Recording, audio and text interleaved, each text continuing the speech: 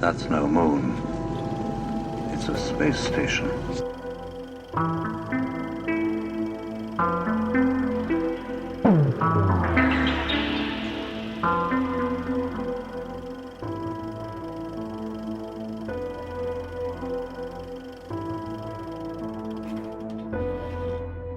Hey guys, welcome back to the show. A few things before we get started. I just want to remind everybody to head over to our Patreon and sign up. It's only $5 per month, where we do exclusive webinars and we have a lot of bonus content over there. The most recent webinar we finished was Project Crystal Night, or The Secret Journey to Planet Serpo, and it was a lot of fun. We just did that Sunday evening. It was a 3-hour webinar. And it will eventually be released publicly on our Rumble, but for now it's exclusively on Patreon. And there's a lot of other bonus content and exclusive content over there. So if you haven't yet checked it out, go sign up for that. It's only $5, like I said, and that link is below in the description. And today we are joined by Tom Dongo, who is a paranormal UFO and ET researcher, a remote viewer, and a medical intuitive, and an author of 8 books. And technically more, because you have chapters in the Shining the Light series, which is actually how I actually personally discovered you in the original Shining the Light book, where you were talking about the UFO crash in Sedona and a number of other chapters you chimed in on as well. So And I have your first two books here. You can see them. Yeah. All right. Yeah. So I know you've been at this for a long time, quite a while. And a lot of people here may know who you are. So I would like to just kind of hit the ground running and get into the meat of everything today. But if you would like to briefly introduce yourself to our audience who doesn't know who you are, we'll give you that opportunity now. But welcome to the show. Yeah, okay. Well, you guys are my 93rd worldwide radio show. I've been at this for about 50 years now. And I've talked to around 90 million people. I figure I was on coast to coast 3 times, so that's 30 million right there. But anyway, I've been the last 40 years I've lived in this area, and this whole area around Sedona and the Verde Valley is one of the world hotspots for the paranormal. It's constantly going on here, one way or another. It's phenomenal. And right now we're dealing with some strange underground base phenomenon, and I'm pushing 80. I'm going to be 80 pretty soon. So, but there are 4 or 5 serious researchers here that kind of fill me in on what they find, and it's pretty phenomenal. It really is. And I was just interviewed by Ross Coulthard. He's an Australian. He's a professional interviewer, and those guys are tough. Those guys are hard. And it was a brutal interview. They had the whole camera crew in there, but he asked some questions. He was basically here researching the bases, and they're partly military, U.S. military, and partly alien, extraterrestrial. And my main focus, since I was about 16 years old, is Bigfoot, and later on extraterrestrial humans. And I've run into 3. I had an extraterrestrial girl materialize right in front of me. I mean, I had to jump back. She materialized so close. So on these shows I've been on, I've talked about just about everything I'm pretty well focused on all kinds of things. So I'm used to some really interesting questions. Well, I got plenty for you. And I guess let's start with the Sedona Underground, because that's one of the things that came up in the Shining the Light book. I believe specifically a base under the Enchantment Resort. And there's been a lot of testimony of convoys of trucks and vehicles going in and not coming back out and driving into the mountain. And that's just one location. I think there's, like you said, a number of underground bases there. And I know William Cooper talked about the joint ET government bases under the Four Corners area in each of those states. So we know that, there is corroborating testimony that they're in fact there, but what do you know about them? Well, incidentally, Bill Cooper was one of my best friends early on. So I know a lot about Bill Cooper, and Bill Clinton called him America's enemy number 1. And the reason for that was because he was telling the truth. Yeah. He was the enemy, and they he probably got killed because of that. Mm-hmm. But enchantment, there's something strange in that area, and nobody, the interesting thing is, people ask me, well, what is it? I don't know. But under enchantment, I've been there when, and this recently happened again about 2 weeks ago. It sounds like a locomotive running underground. It sounds just like a diesel locomotive underground. It's exactly what it sounds like. And I was told by one of the employees that works there at Enchantment, that's a real serious researcher into this stuff. He said, we heard that about 2 weeks ago. About 3 weeks ago now. So anyway, there's something strange going on around here, and it has something to do with bases, and we know now that the U.S. government is directly involved in this stuff. But I used to be known as pretty reckless when I was young. I'd go after them on their turf. I can't do that anymore. I'm too old, but these other guys do, and so we know that, and this stuff, it's 15 miles from here. It's pretty serious stuff. They've seen some pretty serious stuff. A lot of black helicopters and very strange lights, blue-green lights shooting out of the ground. And on the other, this is around Black Mountain, but on the other side of Black Mountain is Sycamore Canyon, and some of the strangest paranormal stuff that's happened on this planet has happened in Sycamore Canyon. For a long time, I would advise people not to go in there alone, because there are people who have gone in there and never been seen again. So and a lot of them do it anyway. They go camping in there or whatever, but been a lot of recent Bigfoot activity in Sycamore Canyon, and U.S. military, and some kind of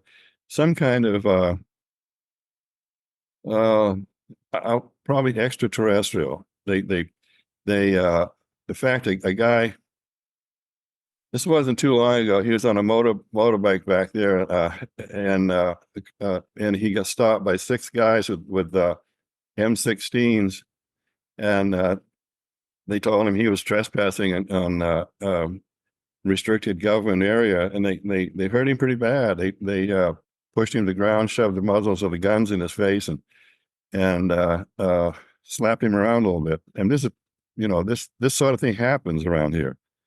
So what's the cause of it? What's the nature of it?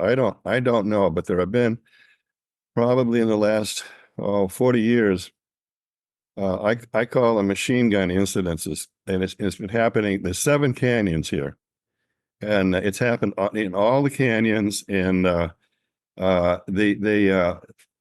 what happens is, and it started in Secret Canyon, and nobody.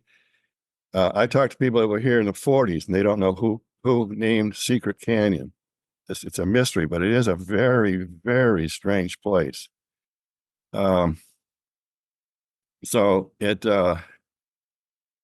seems to be, it was, at any rate, getting back to what I was talking about, these machine gun incidences that happen in all the canyons and out in the flats. What happens is, I interviewed one guy. Usually I have to depend on second or third person interviews, about other people. But I have interviewed a few people, first person, face to face. The one guy named Light, he was in Secret Canyon, and he ran into 6 guys that they have American uniforms on, U.S. military. I've checked. I have friends that are colonels or retired colonels, and I would ask them, and they were all current U.S. Uniform, U.S. military, but they don't have any insignia on them. And so anyway, this guy named Light, he was in Secret Canyon, and it's all national forest back there. It's the Coconino National Forest. So he ran into these guys with different types of U.S. military uniforms on. They all had machine guns, M16s or whatever. And so they stopped him, They said there's some restricted military activity going on behind you, and I found out just recently that is a restricted military area, and it's where one shouldn't be. So that means there's something there, but what is it? I don't know. Nobody else does either. But at any rate, Light said, no, this is a public path, and I'm going to. That's the way I'm going, that way. So the guy stuck the M16 in his face and said, "You take one step, and I'll pull a trigger." That's how serious it gets. This has been going on. The last one I know of in person was an Apache Indian boy. I had dinner with him, and he said he was on Secret Mountain. And it's not really a mountain, it's a mesa. But he ran into 5 or 6 guys. They had masks on, and they were all carrying, automatic rifles. And they said they cut him a little tree and said, "You take this tree, you drag your trail, you go back as the way you came in, and drag your trail so you don't leave any tracks." And he said these guys were not human. They were just like the guy that on the motorbike that got knocked to the ground. He said those guys weren't human. And the guy on the motorbike said they were driving a Humvee back there. Or I've hiked back there when I was younger. You can't drive a Humvee anywhere back there. So he said they got in the Humvee and drove it. The ground opened up, and that sort of thing has happened around here a number of times. The ground opened up, and the Humvee drove into the cliff and then closed up again. Yeah, I've interviewed a number of people who have said that's happened. Yeah. So that's amazing, because I guess the most interesting part to me would be that they're saying that these aren't human. There would be some sort of human hybrid or Men in Black type. Yeah. Is that what you're getting at? Well, they don't look or act human. They're trying to imitate humans, but it doesn't work too good. And there have been people that have disappeared and never been seen again. Not a lot, but it has happened here. I'd say 4 in the last 50 years have gone into the canyons and never come out. And there was a forest ranger. In fact, this guy was writing a book about it, and I forgot his name now. But anyway, young forest ranger. He was 22 years old. He walked into Secret Canyon, and he was a survivalist. And he walked in the Secret Canyon, and he's never been seen since. They never found a trace of him. So he saw something that he wasn't supposed to see, and they weren't going to let him. They wouldn't let him go. And they've never found. They looked helicopters, dogs, you name it, and they never found a trace of this guy. And he was a survivalist then in many wilderness areas, but he disappeared. There's a guy writing a book about him. I'm sorry, I can't remember the forest ranger's name, but it happened. Yeah. So it seems to me that a lot of this stuff is still happening as of fairly recently. Well, it's kind of repetitious. It's never the same around here. I've been studying this. Well, I've been here 40 years now. I lived in Sedona 33, and I'm in Cottonwood now, which is 20 miles south. So I'm in touch with. I'm in the middle of a network. I hear everything. Yeah, and the one thing, the Bigfoot activity lately. There's a number of Bigfoot around here, and dogmen. If you guys aren't familiar with dogmen, I researched dogmen for a year, and it's scary as hell, but They're real. And they've been 2 women. I interviewed both these women. I know them well. And a dogman peeked in her bedroom window at night. And dogmen have either orange or red glowing eyes. They say Bigfoot eyes glow, but they don't. It's dogmen. If you see a hairy creature at night with glowing eyes, it's a dogman. So anyway, and then my other friend, Summer, saw 2:00 in the afternoon, a dogman ran in front of her car. and she got a good look at it. She knows me real well, so she knows what a dog man is. And she said, "Oh, no, absolutely, it was a dog man." And then come to think of it, about a month ago, a woman in Oak Creek Canyon, said that I saw this. It must have been. It was a Bigfoot. She called it a Bigfoot, but it was a tall, hairy, man-like creature, and it ran away in seconds on four legs. Big feet don't run on four legs, but dogmen do. I mean, they can outrun anything. A dogman, anything in the woods, a dogman can outrun it, because people have seen them do it. Run a deer down in seconds. That's pretty fast. Now, so do you believe that these dogmen are government genetic experimental cryptids? Do you think they're coming through portals, or where do you think they're coming from? I wish I knew, but I spent a year. I've studied just about everything weird, paranormal. Well, I spent about a year studying dogmen first-person cases. There's a couple of shows on the radio that are very good. They interview people that have really had dogmen experiences, but they're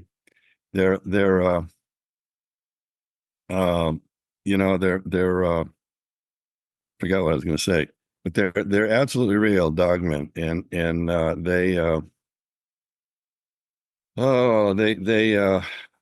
I've camped all over North America, including Alaska, with my girlfriend, the Yukon.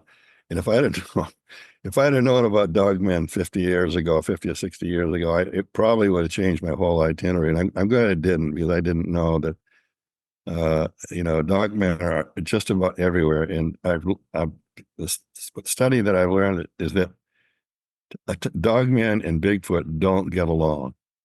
They avoid each other's territory. That seems to make sense. And Bigfoot have got the advantage, because they're bigger and stronger than a dogman. But a dogman it's got a face like a dog. They're black, usually black, hairy, long legs. One woman I interviewed said that this thing stood up and it was 14 feet tall. And I go, wow. I mean, that's incredible. Right. She said, yeah, it was on four legs, and it stood up, and its limbs were cracking when it stood up. And she said it was at least 14 feet tall, and this was in Oregon. Wow. So yeah, a lot of weird stuff going on. So my question before that, where I think you forgot what you were saying, was, do you believe that they're coming through portals? Like, they're interdimensional? Yeah.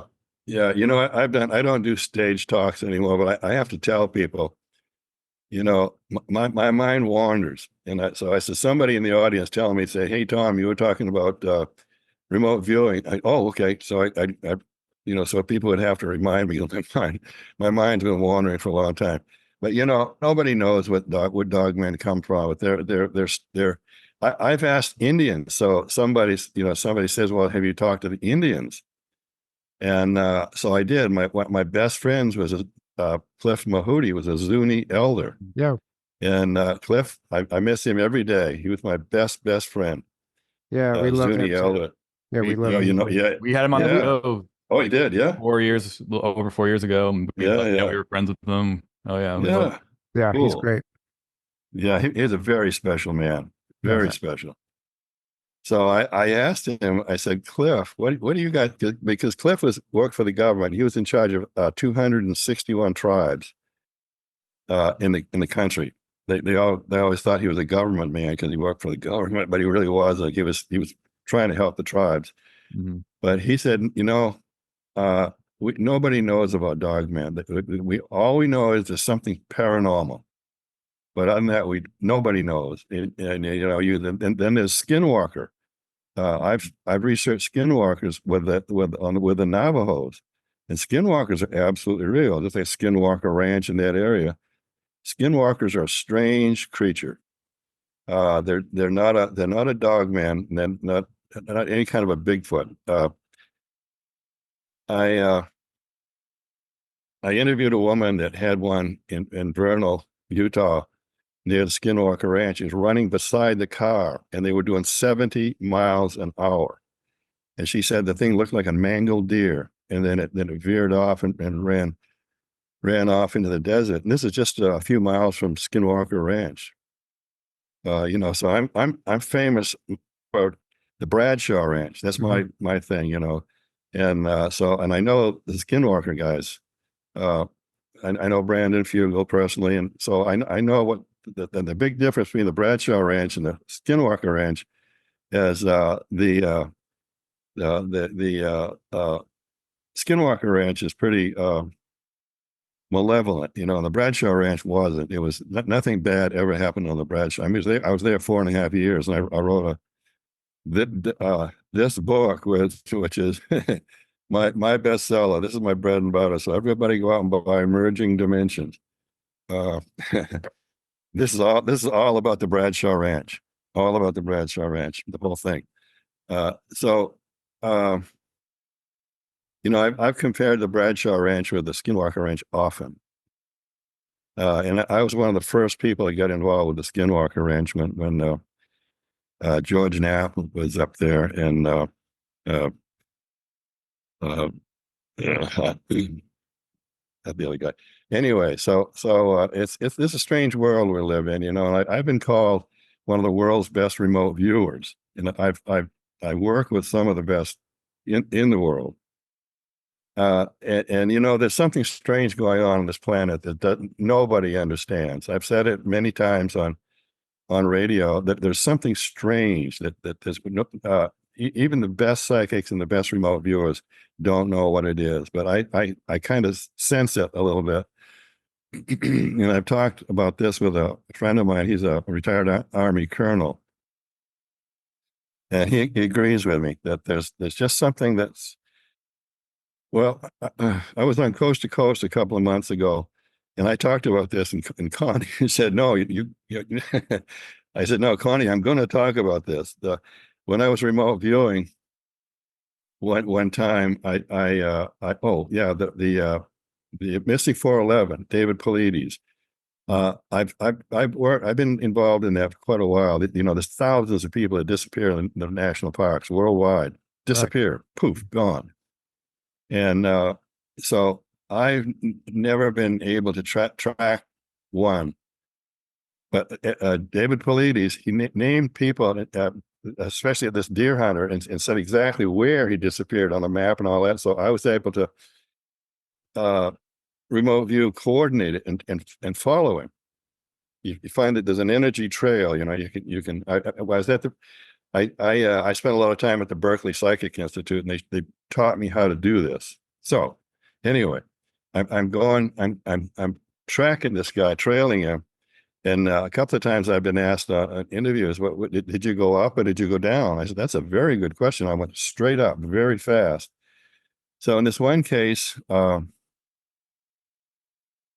was going very fast, and something slammed on my brakes, and I'm stopped. And there's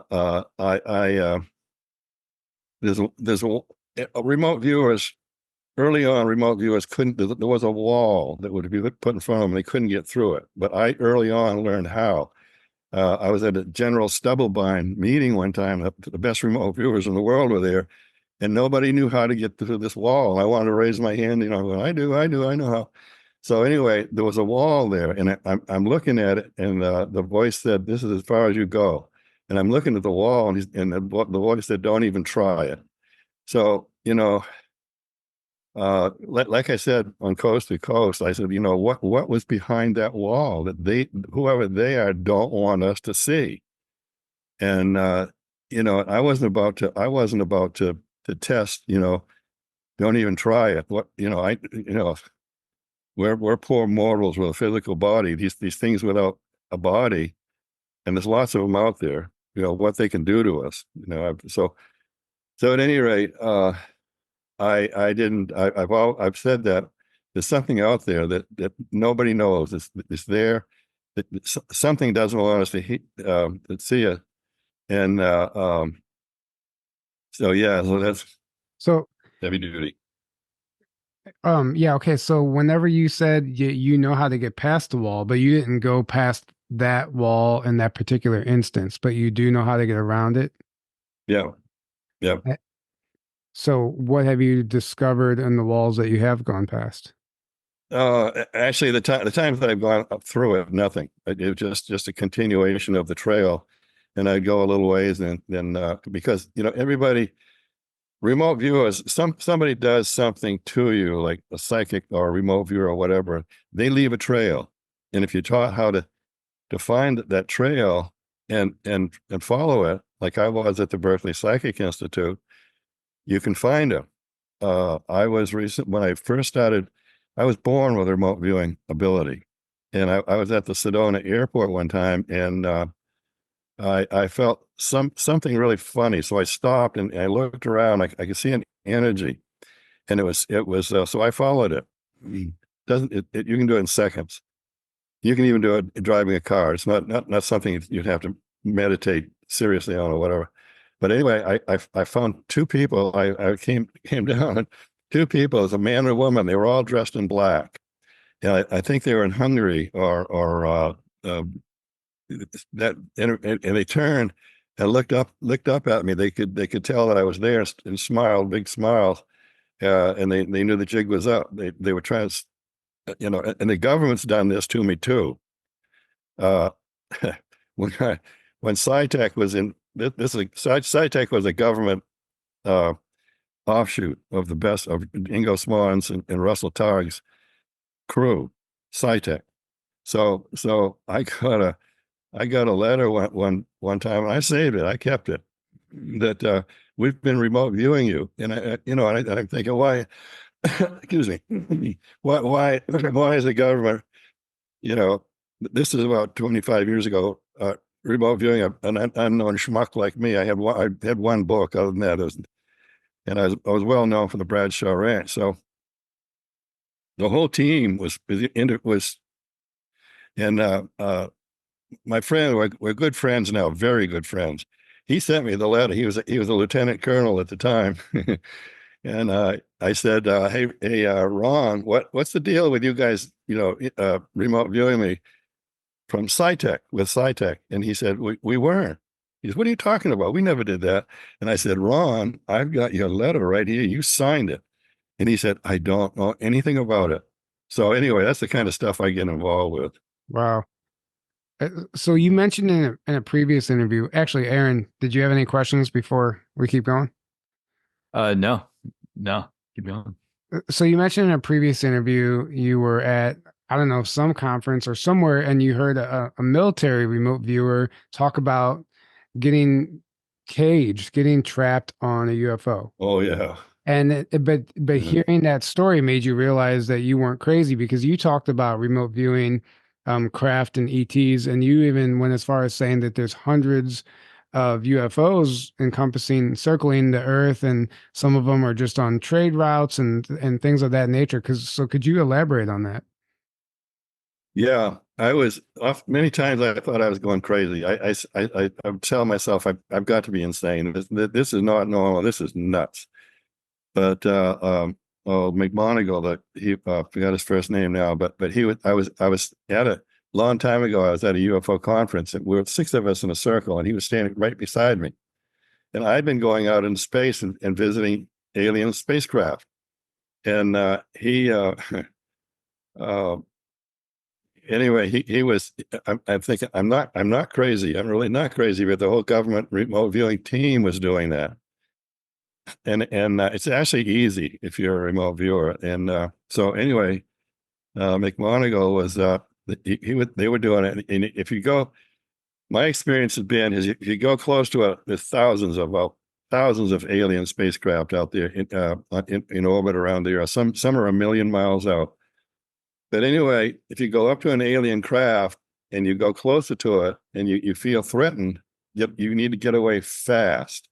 But if you feel there's no threat, you feel welcomed or whatever, you can go on it. You go right through the wall, and they look up and they all know the damn human, that sort of thing. And so Joe McMonigal, and so Joe, I get a kick out of this. Somebody could be do such a stupid mistake that Joe McMonagle did.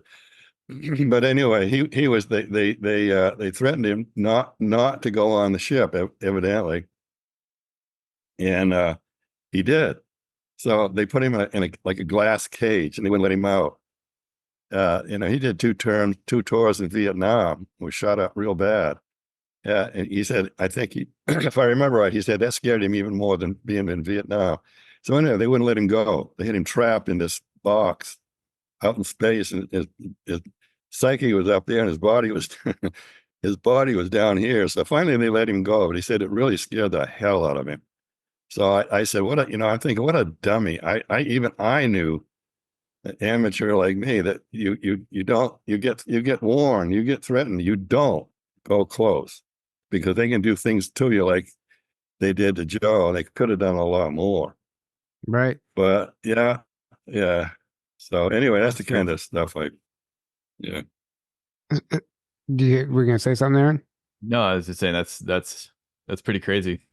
Right. Trapped by an ET race on a. Well, I know what I wanted to say to you guys. The journey to truth.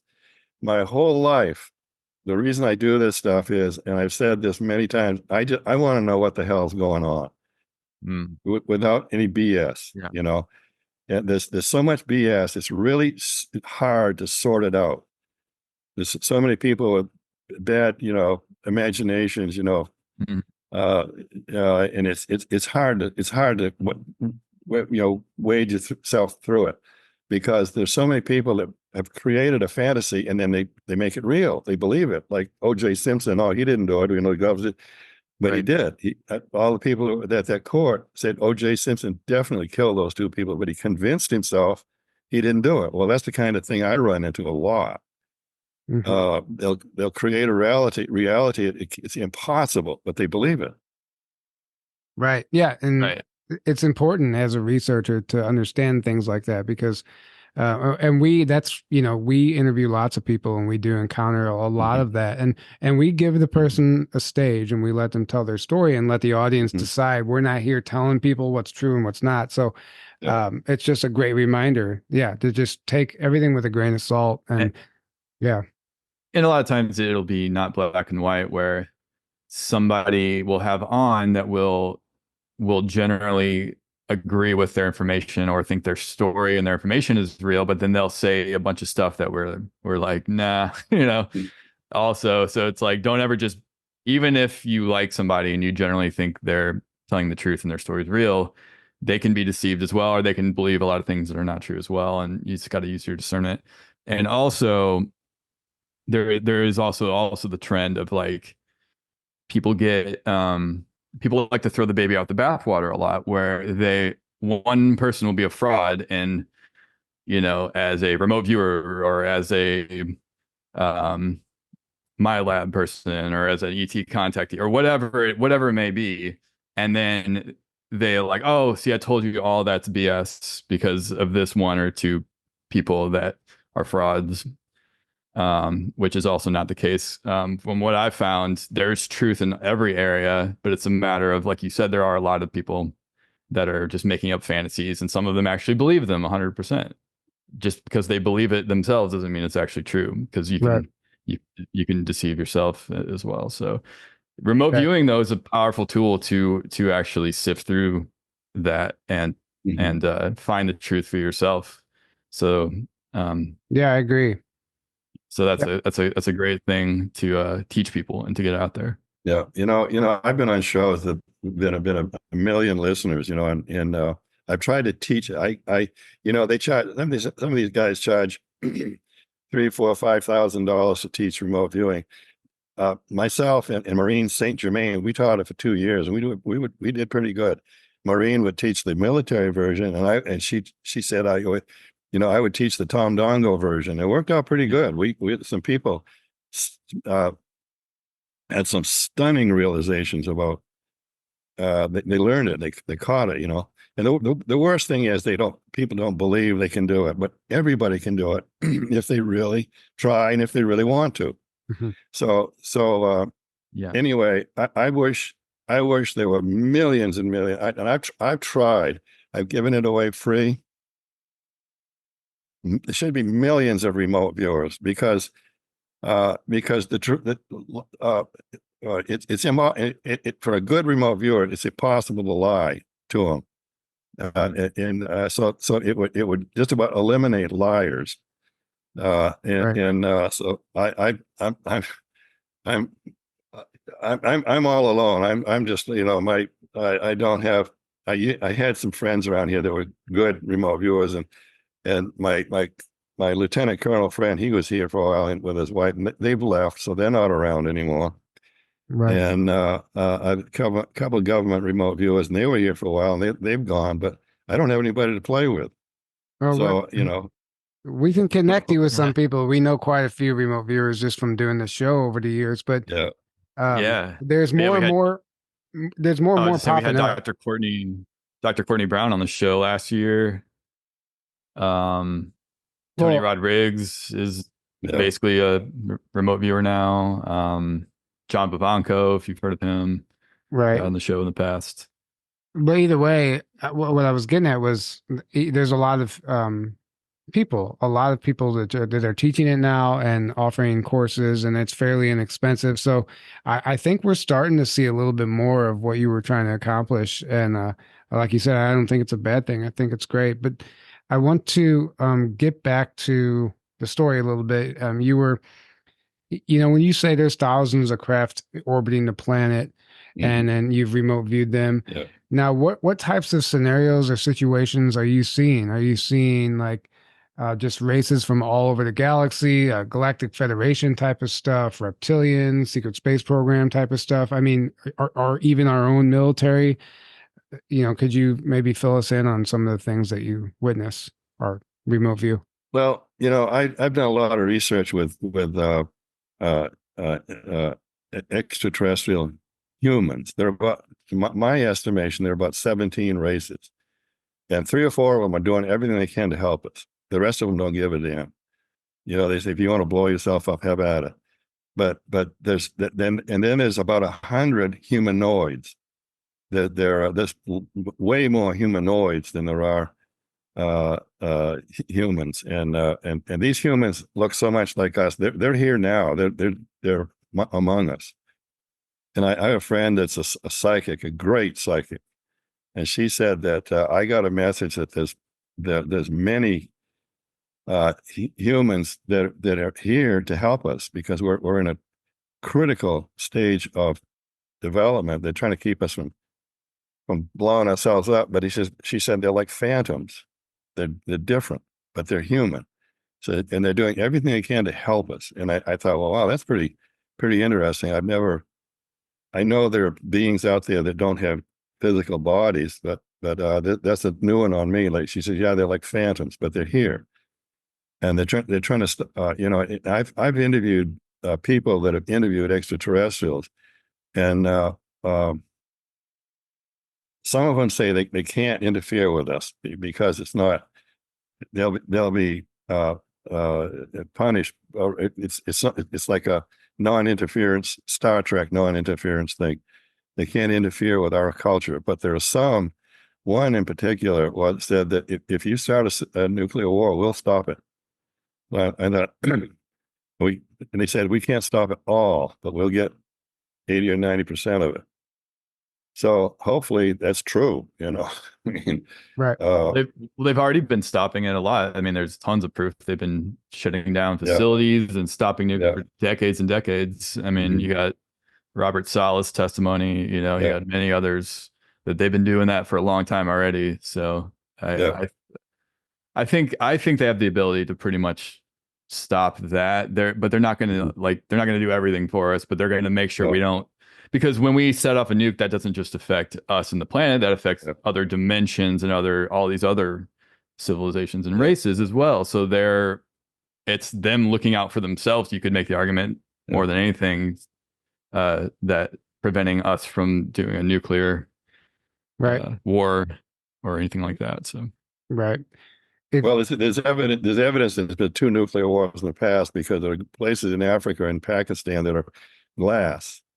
Yeah. The only thing that caused it is nuclear blast. So there have probably been 2 nuclear wars, and they said we're not going to let that happen again. We're not going to let the Earth be destroyed again. So Right. hopefully, they're Right. Right. I mean, Well- in the Vedas, they describe nuclear yeah. Well- bombs going off. So. Yeah.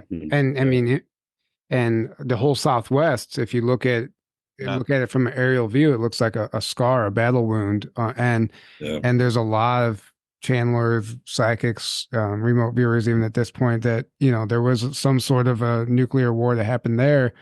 There's that whole theory called meltology. If you follow those groups online, where they believe the whole Southwest was melted with nuclear or direct energy weapons. And there's a lot of evidence of that. If you go to Chaco Canyon and even Sedona, and you start really examining the landscape, it seems that there was some sort of destruction by advanced weaponry as opposed to a natural disaster, in my opinion. But we're just now discovering that type of stuff, and there's only theories, but it's interesting to start looking at it through that lens. Yeah, well, there's probably been, I estimate, and so do other people, 20 to 25 civilizations here before us. I mean, they found stuff that's I think that thing they found, that ball was 3 billion years old, and it had to have been created.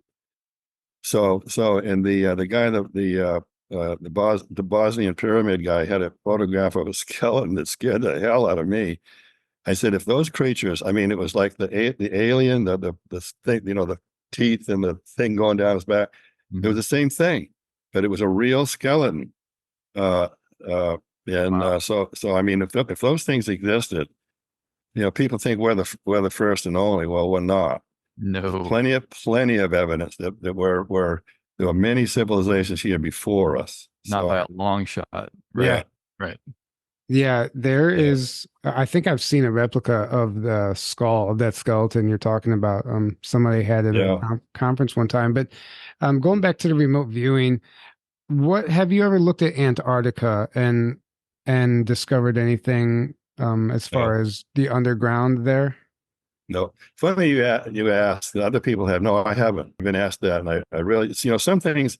There's a lot of things that are blocked by remote viewers. You just can't penetrate it.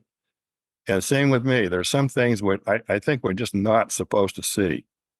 And so but if I saw a map yesterday of what, if all the ice was melted on Antarctica, what might be underneath there, with all the cities and stuff that may be there. So it would be really something to see under the miles of ice.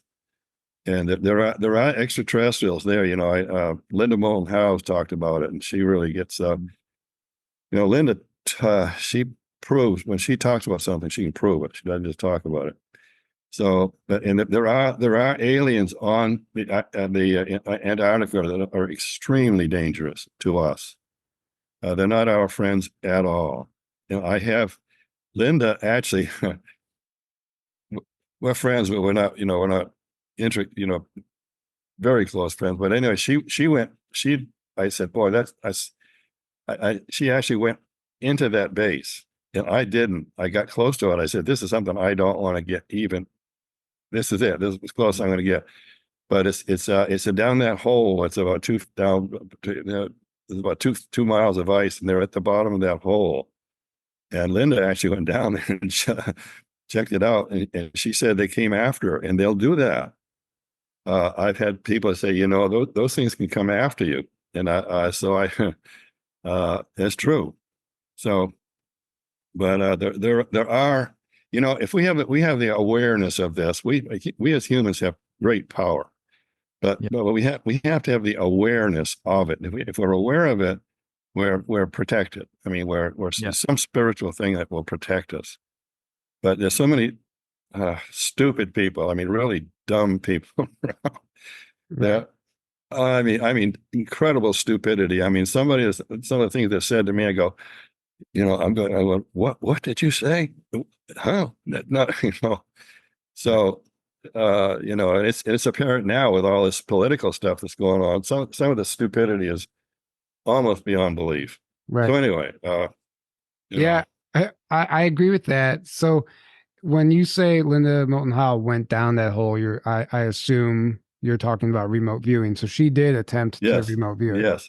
Oh, she's a better remote viewer than I am. I mean, Oh, I, wow. I was I was with her.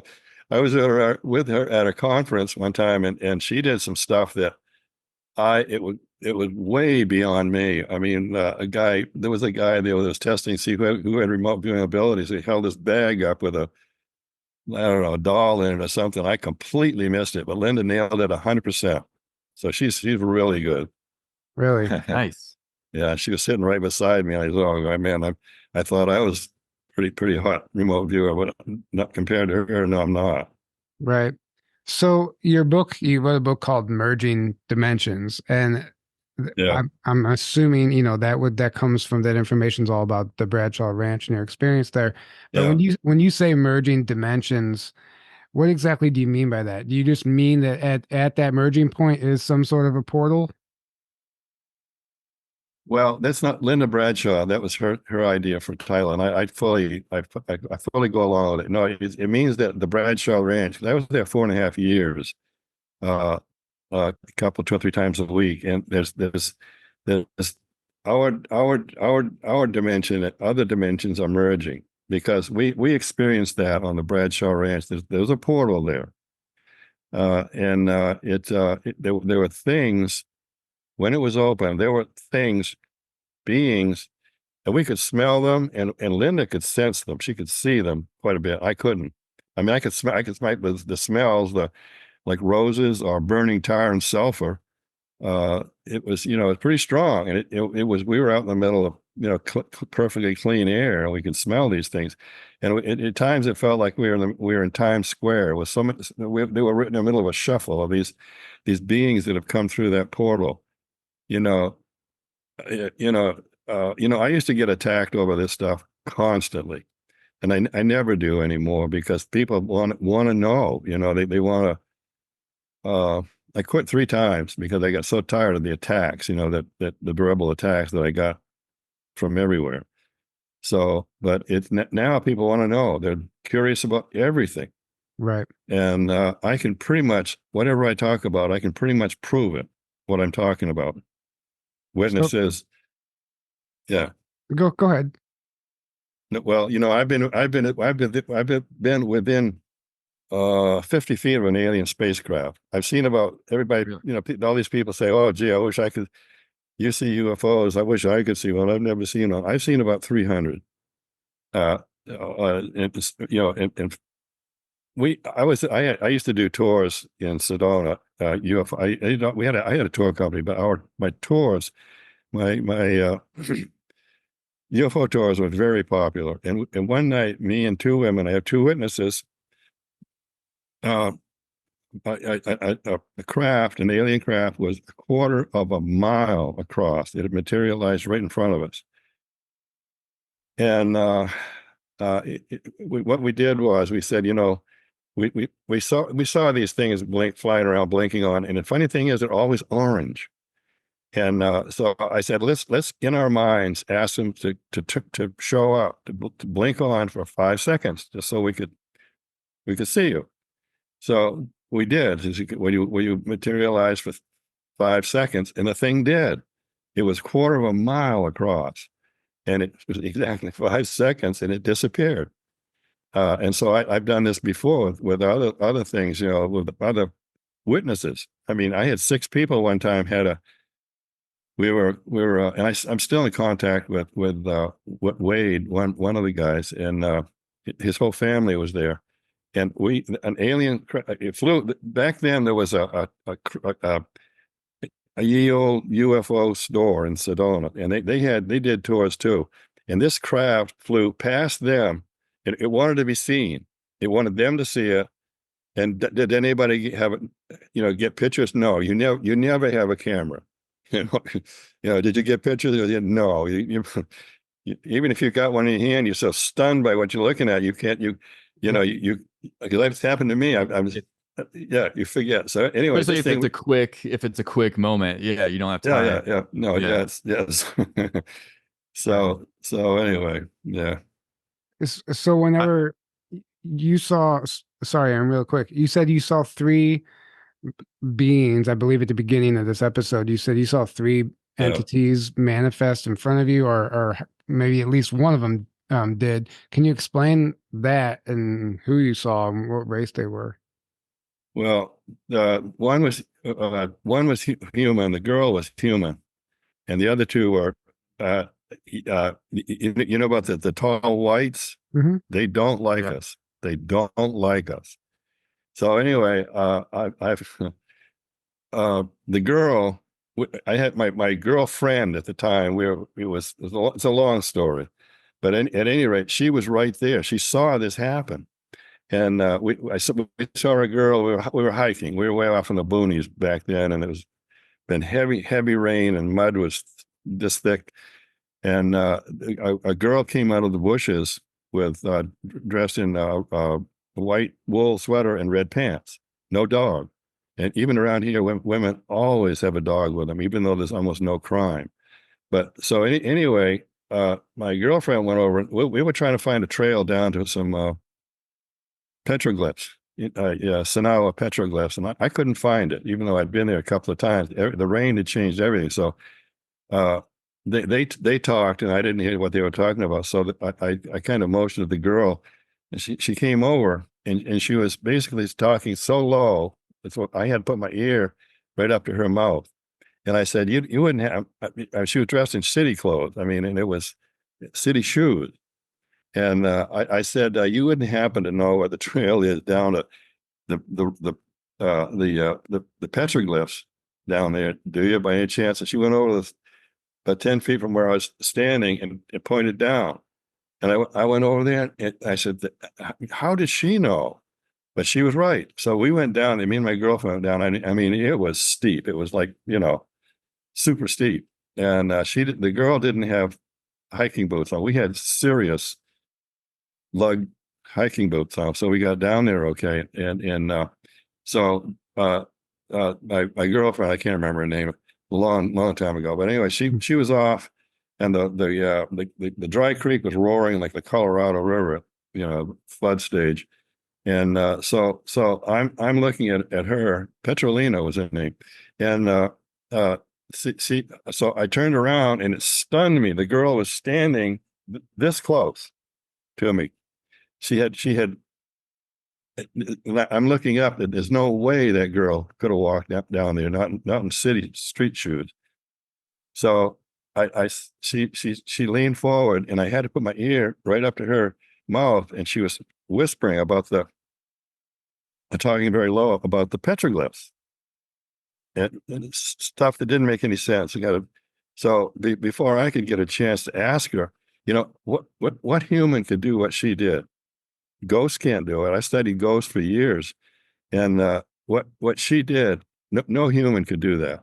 So then the girl, she's still. I mean, she was so close. I had to jump back a little bit. So I turned back to Petrolina, and then just for maybe 5 seconds, and I turned back, and she was gone. The girl was. I could see 100 yards in all directions, and the girl was gone. I just wished I had touched her to see if she had a material body. Wow. So she was either maybe an ET or something else. Yeah, she was. And then in the other time, believe it or not, I was in a Safeway supermarket at 9:00 at night, and I was on one show one time, and he said, somebody was invisible, somebody there. And I said, I never thought of that. Either I was invisible or they were invisible, because it was busy night that night, and there were carts wheeling by and all that. And I went over, I saw them, and I went over, and she was white skin, all black. She had black wraparound sunglasses on, and at night. Yeah, at night, and all black, everything was black, shoes, and he was about 6'5", and I want to call him a Nordic, but I don't know, but he had one green eye and one blue eye, right, like a Siberian husky, and so and I'm standing right beside her, and she doesn't look at me. I mean, I'm studying her because I know she was a tall white, and tall whites, they're notoriously earth human haters. So I'm thinking, oh, this is pretty, this is pretty interesting. I know what she is, and she was tall. I'm 6'3", and she was as tall as I was. And so anyway, the guy comes around the corner. He's about 6'5". Yeah, he's like Brad Olson. That's what I'm saying. He was as tall as Brad Olson. Oh, Right. let me know, Brad. He's a giant. Yeah. Yeah. Yep. So I said, so anyway, the guy comes, he kind of smirks. He sees the girl because she's like this. She's looking at the people walking by her with carts, and she's just like this. She's terrified. And I'm right beside her. So he comes over with kind of a smirk on his face. He takes her by the arm and leads her off. And they got a cart. Anyway, I don't know where they got it from, but so they're going down the aisle, and they're taking food. Everybody says, "What did they buy? What did they buy?" I want to say white bread, cheap hamburger, and cheap pastries, but I'd be joking. But anyway, they would take stuff off the shelf and look at it, and you could tell they were saying humans actually eat this stuff. You know, Right. yeah, and they They said ask back, that question all the time when Yeah. I'm in grocery store. and they Humans kept actually- going down. Yeah, they would take stuff off the shelf and look at it, and you could tell what they were saying. Humans actually eat this stuff, and they put it back, and they didn't buy anything. And I had to go, so I left, and they were still in the store. So anyway, that's my three experiences with Yeah, that's Wow. really interesting, and it doesn't Yeah. surprise me that you would run into them, and it makes me wonder if some of the people I've encountered over the years were actually human. Yeah. And there's a few that I'm thinking about that might not have been. Right. I do remember an instance where you said that you encountered maybe a darker group of ETs, but they didn't do anything to you because they were impressed that you could see them. Oh, yeah. Can you explain that story? Yeah. I went, yeah, that's interesting. I haven't thought of that in years, but yeah, I wrote about that somewhere, didn't I? Yep. I used to be reckless. I mean, I was known for being reckless. I had all these I have phenomenal psychic abilities. And so I went looking for the worst of the worst. I want to know what they were like. And so I did. I found them. They were humanoids. And people will say, are they killing us, eating us? I said, well, I don't know. I want to find out. So I'm with it. There's a group of them. I found myself I materialized in this group of they were humanoids, but they weren't human. And I could feel him thinking, should we kill him? And I'm thinking, no, that wouldn't be good. And so that they were. So I kind of said, can I leave? I've done stuff like that. I mean, I've never been an armchair researcher. I don't. I mean, I go on their turf, and I've been in some scary situations. So That's the way. Yeah. when you say go on their turf, are you talking about what you manifested into the group of them via remote viewing, or did you encounter them on a hike? Like Physically, physically or psychic? Okay, you asked for it, so I'm going to give it. I one time I was at the Bradshaw Ranch, and I don't know why, but I psychically sensed something was wrong. I found where a ATV had driven on the south side of the ranch down in a place where there's nowhere an ATV could go, and on the way down, I found a V in the hillside, and it was rock hard dirt. But it's like something you would build around a tent for a water drain. And I'm looking at that, and I said, this is just strange. So I got to the bottom down, there was a sandy bottom, and there was the ATV came to a stop, and there was two guys, and they both had size 11 shoes, and they were Adidas or something like that, because it was shown underneath. They both had the same size, same shoes. So and there was also this other track, and it was a human track. about size 12. And it was, in fact, I got to know, oh gosh, my brain, a famous doctor. I got into an argument with him. He eventually agreed with me. The guy that did the surgery on the Oh. foot doctor. Anyway, I can't think of it. I know, but anyway. Yeah, he did the surgery on Whitley Strieber's ear, pull that thing out of his ear. Right, I know what you're talking about. Yeah, he got to be one of my best friends. But anyway, he was. I did a talk in Orange County. Right in the middle of my talk, he says, "Tom, that's what you're talking about is anatomically impossible." So we got in a kind of a friendly argument. And I got warned before I went to Orange County. He said, those guys are going to be really tough. Brace yourself. Because and they were Orange County. I did a talk in Hollywood the night before, and then went in Orange County. And so when you went down on Bradshaw Ranch, when you saw the V that was diverting the water and the footprint and the size of 11, so what happened after that? So there was a track, a human track. It weighed, it sunk this deep into hard soil.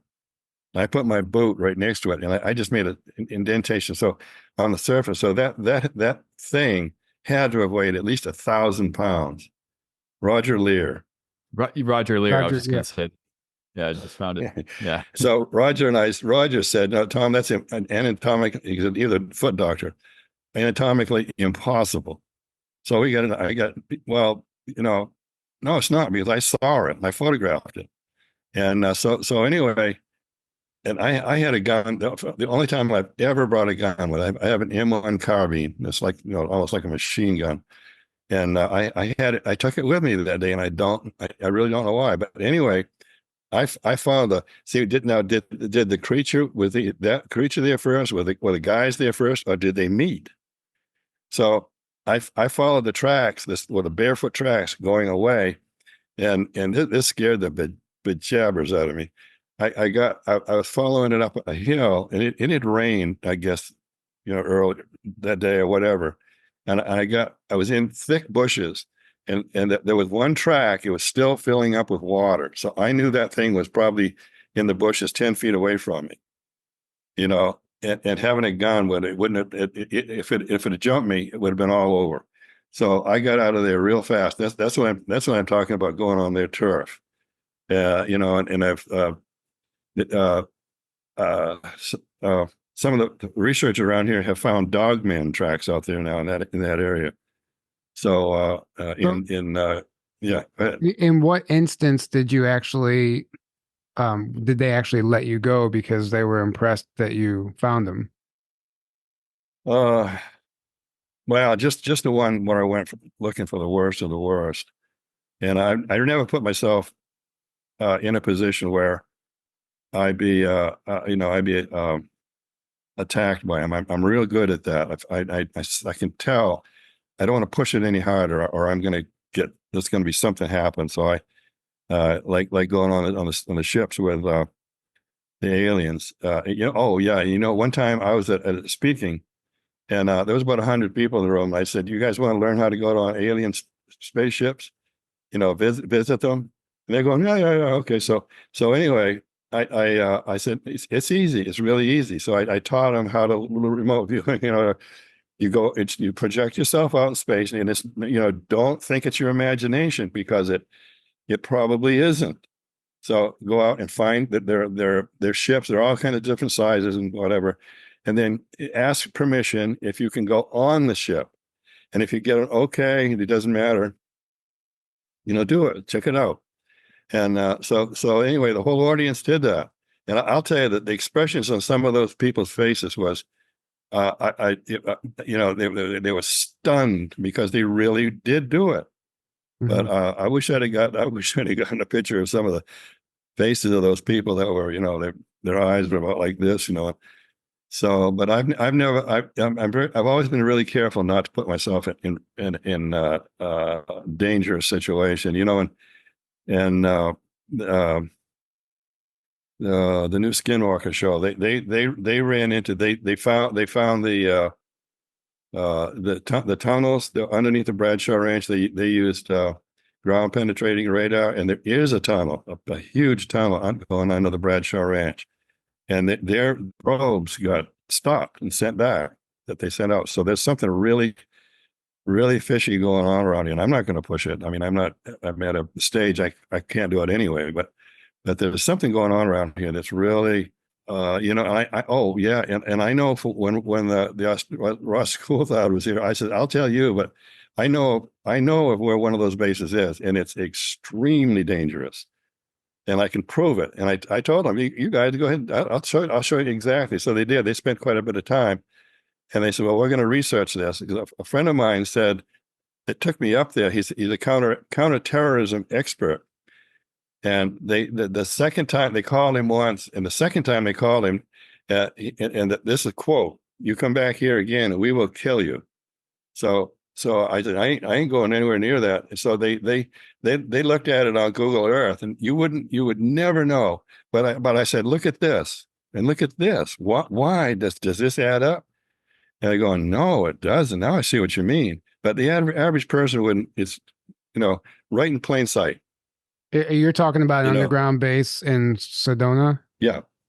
And it's not in Sedona.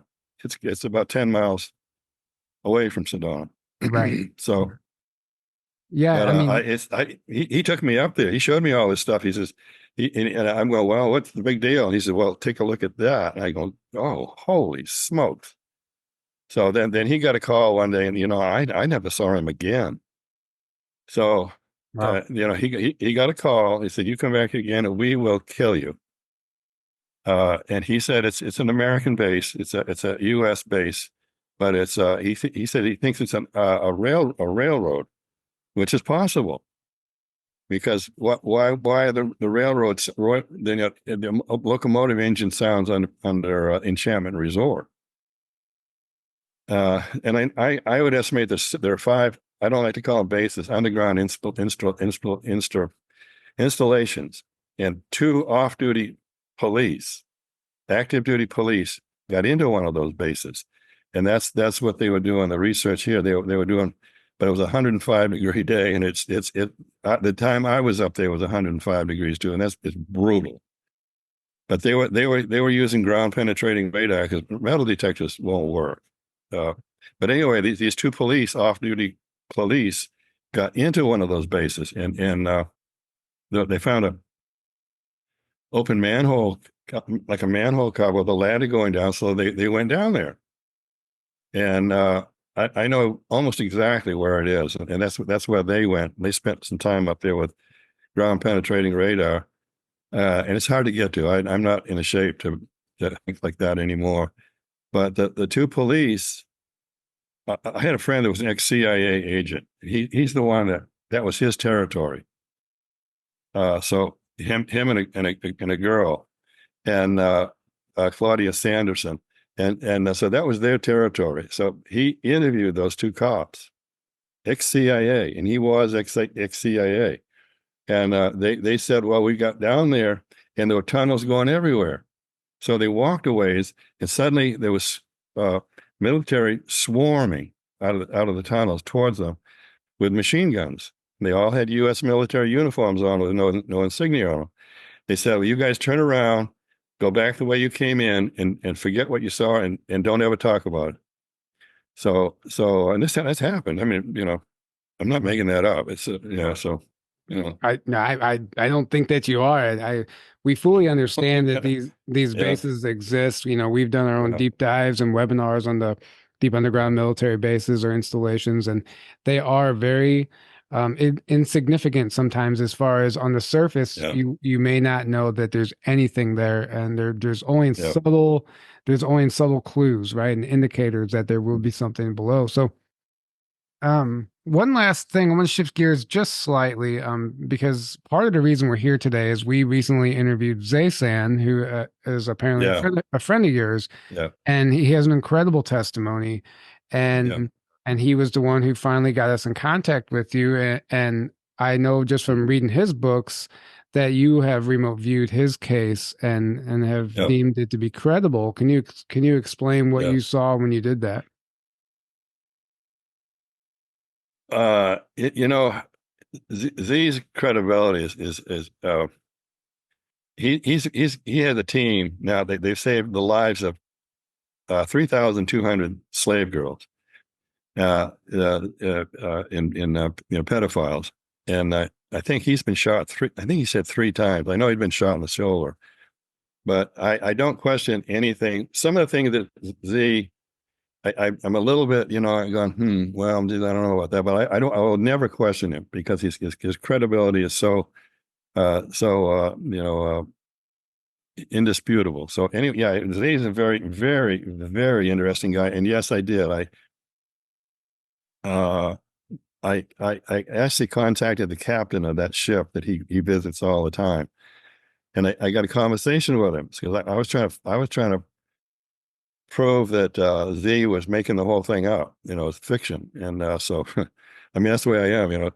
And because I wanted to know, I said, Z, you got to have some kind of proof for this, otherwise nobody's going to believe it. It's just going to be fiction. So anyway, I did make contact with the captain, and I asked the captain all kinds of questions. And I said, Z, does this sound like what you experienced? And he said, yes. And I said, there's a forest on that ship. He said, yes. Oh yeah, exactly. And he told me stuff. So anyway, I'm a complete believer in all that he talked about. Yeah, I proved it to myself. Yeah, that's amazing. Yeah, I didn't realize you did that, but I agree. When you read certain stuff, your body, I guess it's kind of like remote viewing. Like no one can lie to you anymore, right? Because you can just sense it.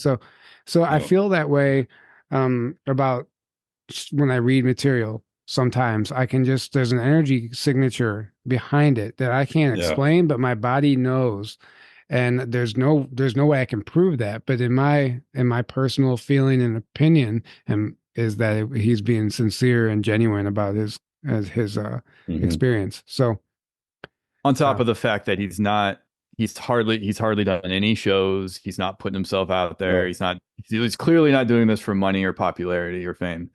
Like there's none of that. I mean, he's just wrote a bunch of books because he wants to document the story and put it out for whoever's interested. Yeah. But that's it. The only reason we found him is because we're friends with Niara Isley, who and we love Niara. She's amazing. And she was talking she's like, you guys got to have Zaysan on your show. He's amazing. And that's how we found him. Otherwise we had never heard of him or his story, because he's not doing this for that reason, clearly. Yeah. But my opinion is his integrity is indisputable. That's kind of where I'm at with it. So I just leave it. Mm-hmm. So it's he's a good guy. Right. A good guy. Yeah, absolutely. And thanks to him, we're here today doing this interview, which has been fantastic. And thank you for joining us. Would you like to let our audience know where they can find you, how they can get your books and all that? I'm a pretty much of a reclusive now. I used to get 50 emails a day and that sort of thing. So I'm just a reclusive hermit now. but I'm my books are doing good. They're being reprinted. But yeah, this is the one, Merging Dimensions. This is my. But no, that there isn't. I mean, Facebook. Somebody really wants to get in touch with me. Facebook, my Facebook wall, my page. But otherwise than that, I'm really not available. I'm not like some of these guys. Oh yeah. I mean, I didn't mean personally available. I just meant how can people research you? I know you have your website, tomdongo.com. Oh, I'm all over the internet. So just type my name in, Tom Dongo. There's all kinds of stuff will come up. Yeah, I've seen your name pop up all over the place for years. But I didn't really check you out too much until just a few years ago, and then I was like, "Wow, you've done amazing work. You've been around a long time. I had no idea." Yeah, and I'm glad we finally really get you on the show. So thank you so much. Oh yeah, you bet. No, my pleasure. Yeah, this has been absolutely great, and Yeah, keep it up. I know you've been at this for quite some time, and you're ready to hang it up and just be a recluse. But every interview you do still helps, and people are still learning, and there's new people waking up every day. So none of it was a waste, and we appreciate all the hard work you've put in because people like you paved the way for people like us, and we'll be forever grateful for that. So again, thank you. Thank you. Thank you. Thank you. Thank you guys all for tuning in. We love you. Like we always say, we can't do this without you. Go check out our Patreon. Go check out our new website, journeytotruth.online. You can sign up for our newsletter, our new monthly newsletter, and you can follow us on Rumble. We have a new backup YouTube channel. Aaron, it's like the 5th one now. We're trying. We'll see how long it lasts, but keeps deleting us. Yeah, and then I don't like what we talk about sometimes. And also something new is that we are back on Spotify, which I don't know if many people know that, but we are back on Spotify again.